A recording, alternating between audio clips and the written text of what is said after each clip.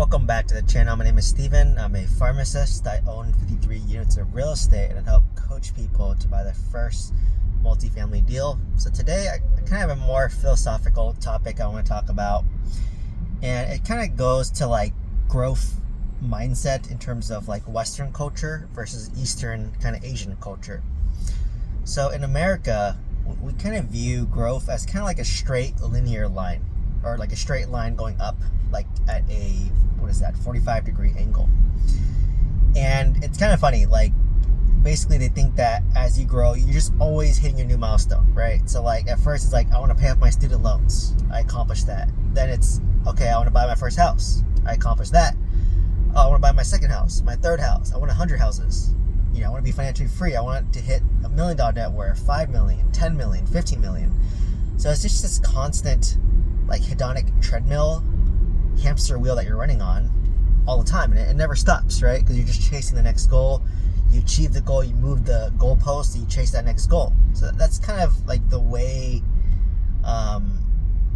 philosophy is in terms of like Western philosophy. That's capitalism at its finest, right? And that's what America is built off of, if I'm being honest. And that's why you can come from nothing and basically build a large net worth, and you won't have the government, quote unquote, like hindering your way like in other countries like in Asia where there's like communism and all that stuff, like where my parents came from, where I'm from, like Vietnam. Yeah, communism, they can take away everything that you own, right? Like my grandpa had all his properties taken away, everything taken away.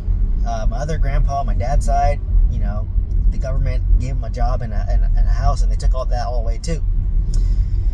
So so in American culture, it's like kind of like a 45-degree line going up. So you're always growing, and it's good and bad. It's good in the sense that like you're constantly pushing yourself and you're trying to get better, but it's bad that you never know, like, when's enough. I fall into this trap, right? Like, when's enough net worth enough? When's enough money enough? And when do you feel enough? That's the hardest part, if in my opinion, is like, when do you feel like you're enough? Because like, I've achieved all my goals by 35, net worth wise, real estate wise, job wise, and I still don't feel like I'm enough, right? So wealth is truly a mindset, and happiness is truly a mindset, right? Like, I'm a living proof and I'm experiencing it, right? But you don't realize it until you've achieved it. So to kind of summarize, Western philosophy is always growing, right? So you're going up always. Eastern philosophy, and I think this is more relates to like Buddhism, is like life is a big circle, right? So basically that talks about like reincarnation. You want to, life is suffering, right? I think that's a big term from the Buddha.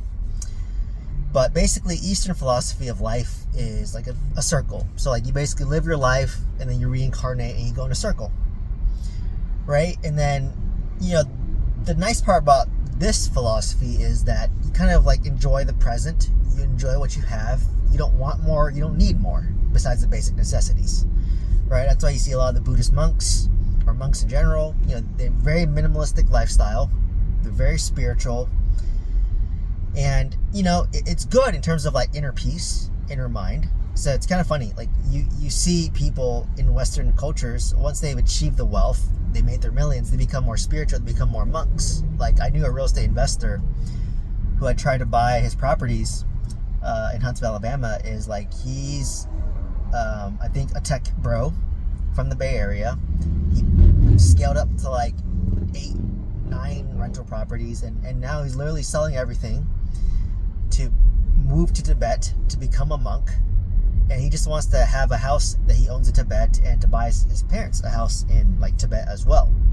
So he wants to liquidate everything and then move his money over and then live a more peaceful lifestyle. So basically he achieved like the linear growth, all his goals, and then he cashed out, and now he's living that circular lifestyle, right? And so, like you said, with Eastern, it's more about inner peace, circular lifestyle, not necessarily growth oriented. It's more about being at peace and being content with what you have and being present, right? So as you can kind of see, the Western philosophy of growth has pros and cons. The Eastern philosophy of life has pros and cons. the style that I'm trying to adopt, because I'm Asian American, is kind of like a hybrid approach. So imagine like going in a circle, but slowly spiraling upwards in the right direction, right? So in Western philosophy of life, it's like just straight linear up. With Eastern, it's just a circle. But imagine like you kind of like a spiral that's like you're circling, but you're going upwards, right? And I think that's probably the most healthy, balanced approach to life there is, where you're still being present, but you're still focused on growth. And it doesn't have to be massive growth, right? But just generally speaking, you're spiraling in the positive direction of growth. So like for me, like I still want to, in the beginning, obviously, of real estate,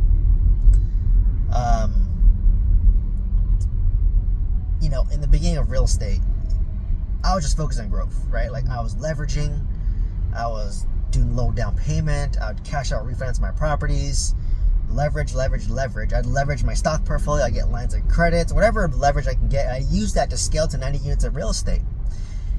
And after I hit 90 units of real estate, which was my goal, I then had to take some reassess and said, okay, well, my mobile home park didn't do well, sold that down to like 50, 50-ish units. And now that I own like 53 units of real estate, it's just kind of like, I feel like I've been pausing and reassessing and seeing, okay, like what moves I want to be more present and to achieve the lifestyle that I wanted, right? So for me, I know that within the next 5 years, let's just call it, I probably have kid 1, kid 2. And, I'll be close to 40 years old. And at that point, obviously, worth $6+ million now, I would assume my net worth would grow in 5 years. And then from there, it's just really thinking, okay, like what moves I need to make to achieve my lifestyle-oriented goal. Because I invested for lifestyle. So, for me, assuming my business doesn't take off and covers all this, it'd be paying off my primary, and it'd be paying off maybe 1 or 2 of my apartment complexes to juice up my cash flow. So I want to reduce my expenses of my mortgage and increase my cash flow. So I have to sell my first single family home, my second single family home, pay depreciation recapture, pay capital gains tax, and use that money to go pay off my properties. So in terms of investment wise, it's a bad investment decision, because now I'm giving up my 2 loans. My first loan's 3%, my second loan is 3.2%.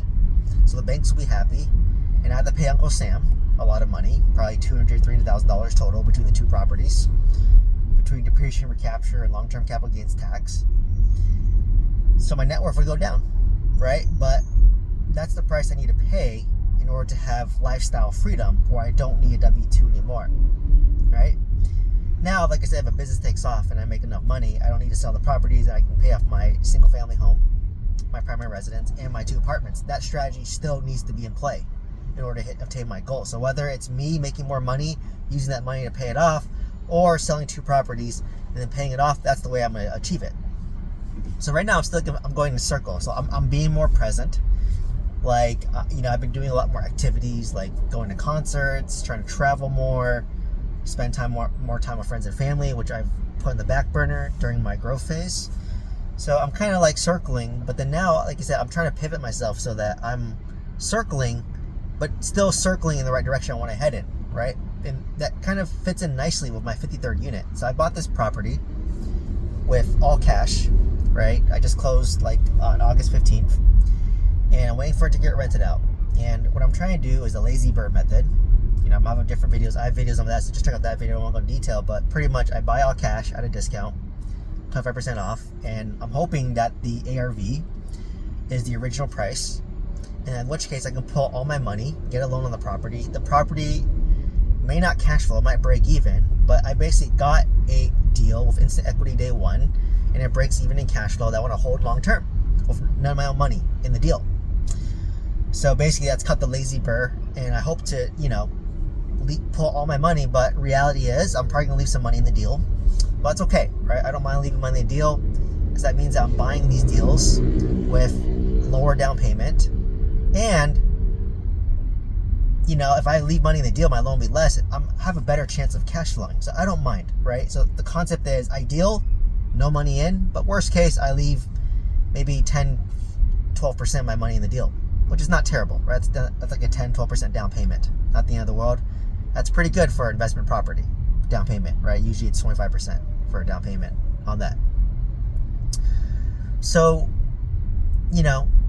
like what I want to do is I want to maybe get 10 of these, like assuming it's the lazy BRRRR, I get all my money back. I want to buy 10 of these properties. And let's just say I hold this for like 10, 15 years, right? Hopefully over time rents go up. Hopefully I'm locking in 7% interest rates. Hopefully interest rates go down and I can refinance it to a better interest rate. And then you're having principal pay down and hopefully it appreciates over time. So maybe in like 10 years, assuming a 7% average growth and appreciation, right, it double in value. So I bought these for $250 and now they're worth $500. What I would do is I would sell half. So if I have 10, I'd sell 5, pay depreciation recapture, pay capital gains tax, and use that to pay off the other 5. So now I own 5 free and clear with deals that I bought with none of my own money in the deal because I'm doing the lazy BRRRR. So that type of strategy aligns with my new philosophy in life of I want to grow, but I still want to be present. So it's kind of that spiraling in the right direction. So generally speaking, I want to build wealth, but I don't need to go as fast as I need to, right? And so like to me, that gives me the most alignment. And another thing too, what's amazing about this is like those 3 philosophies of life, you can pivot and change into it. So like maybe, so like I said in the beginning, I was Western philosophy, grow, grow, grow. Recently, the past probably 2 years, I just kind of spin a circle, stabilizing. And then now I'm going back to that circle, but slowly growing spiraling in the right direction. But let's just say I hit all my goals, right? Let's just say my house is paid off, 2 apartments paid off, cash flowing $13K a month to $15K a month, no primary residence, don't need to work a W-2 anymore. My business is maybe making more money or not, right? And then at that point, I have a great foundation and I can choose to leverage again, right? I could choose to sell a property and instead of using that to pay off debt, I could sell that property and 1031 exchange into a bigger deal, right? I could sell my 3rd single family home, 1031 exchange that into an apartment complex that's a 40 unit, 50 unit apartment complex that I'm going to stabilize for the next 3 years. And now it would have doubled my portfolio, right? So now I'm back in that growth mode and leverage mode. So it's like different seasons of life and just being aware of like what season you're in. Because like I was very honestly, when I was in my circle Eastern philosophy mode, I was very disappointed because I'm not growing as fast as I used to grow. But I need that period of pause to self-reflect and to reassess my portfolio, reassess my new goals, reassess my situation, and reassess what I want to do, right? So you kind of need it. And I kind of felt I was just so used to grow. So to kind of summarize, I've just kind of been in this phase of just spiraling in the right direction and slowly growing. So anyways, thanks for listening to my rant. Stuck here in traffic, so I just wanted to share my thoughts. And if you have any questions, leave a comment down below. I'd love to answer your questions. If you want to join my school community for free on a free trial, you want one-on-one coaching, you want mentorship, you want my newsletter, you want to send me an email, click my link tree down below. It has links to all that. Otherwise, please like, comment, subscribe. Hope to see you next one. Thank you so much.